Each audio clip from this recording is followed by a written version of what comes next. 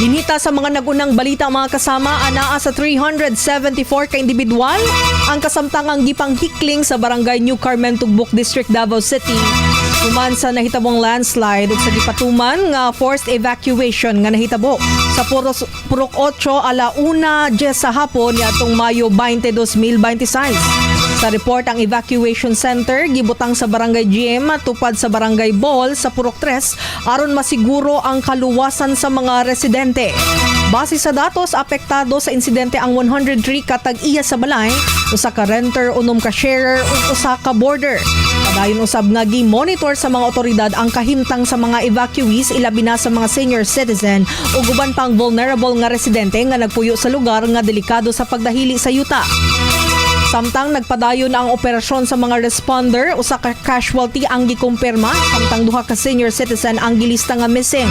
Duha usab ka individual ang naangol tungod sa insidente. Nagpadayon karon ang koordinasyon sa barangay ug rescue teams alang sa assessment ug tabang sa mga apektadong pamilya.